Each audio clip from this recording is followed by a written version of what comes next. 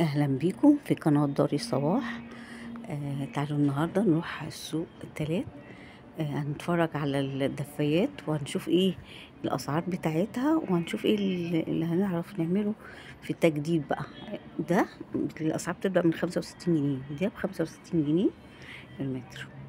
وفي الاسعار بتبقى عندنا 80 جنيه. اللي ورا ده اللي هو ب65 جنيه.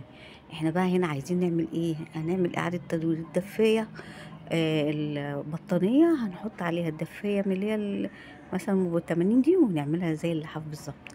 هتبقى تحفة كأنها بطانية كده وتدفي طول الشتاء. اللي عايزة تعمل مفرش للسرير، عايزة تعمل مفرش كامل بالخدة دي، بتاخد 5 امتار. ممكن تعملي دفاية وتتغطي بيها، يعني هي تقيلة وحلوة وبتدفي، يعني مش هتحتاج بطانية. آه، دوت. بصوا عندنا اللي هي الرسومات اللي هي الريشة ب100 جنيه، وعندنا وش القطة ده ب80 جنيه. هو فيه تخفيضات جامدة قوي، يعتبر أرخص واحد في السوق، في السوق التلات المصريين. فاللي عايزة فيكم بقى تعمل بقى ايه، شوف اللي هي عايزاه. اللي عايزة تعمل مفارش، عايزة تجدد اللي عندها، واللي عايزة تاخد للعروسة، تعمل مفرش للعروسة أو للسرير زي اللي قدامنا ده. وفي أسعار اللي هي البوكليت، وفي البوكليت في أشكال كتير أوي. السادة ب150 جنيه، وفي 160 تخفيض، وفي حاجات كتير جدا. وهنا بيقولك أسعار مخفض للناس كلها، عامل تخفيضات جامدة جدا في الأسعار. الوحيد الصراحة اللي عامل أسعار جامدة.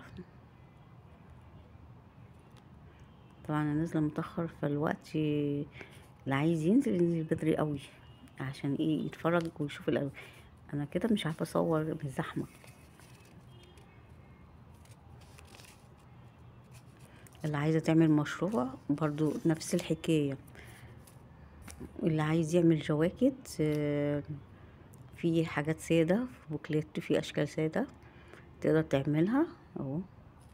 ده بقى يعني تعتبر زي مفرش للعروسه، حلو قوي، بيبقى تحفه.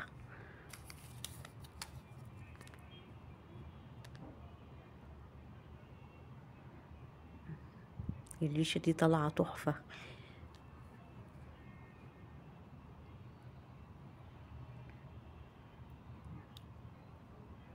في عندهم حاجات جاهزه. بص الجمال. طبعا انا مش جايبه كله، لان ده عايزه الحاجه تتفرد عشان تشوف الاشكال كلها. انا على قد ما اقدر من زحمه قدرت ان انا اصور كده. طبعا لما تنزلي هتشوفي حاجات حلوه والوانات جميله قوي.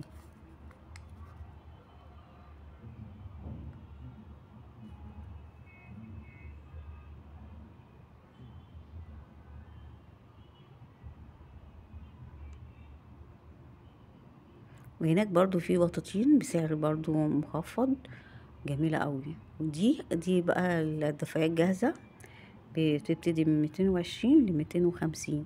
دي هنا عندنا بمية وكام، 160. دي ممكن تعملها من جاكيت او تاخدي بطانية اطفال. دي بقى الفضل من التوابل اللي عندهم.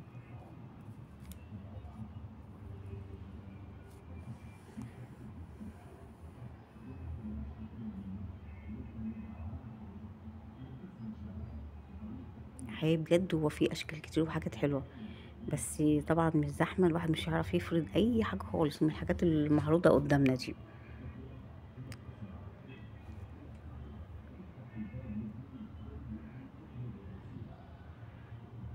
اللي عايزه بقى تعمل مشروع عنده وهو بيعمل لهم تخفيضات في الاسعار، بتاخد بسعر جمله، بينزل جامد الصراحه.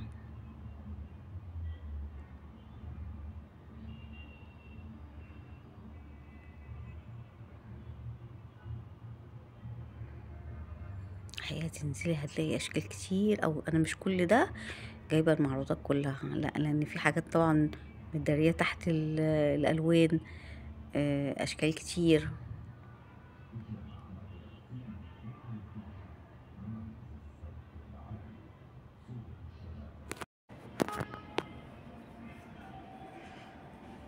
اللي عايزة بقى تعمل مشروع اديني دي لك خلفية عن الأقمشة. لو انت هتعملي مثلا دفايات او هتعملي مفارش للعروسة، في الوقت ده الصراحة بيمشي حلو، وعندك تخفيضات جامدة قوي، ما تتفوتش. ممكن تعملي بقى مشاريع وتعملي جهاز للعروسة يبقى تحفة واشكال.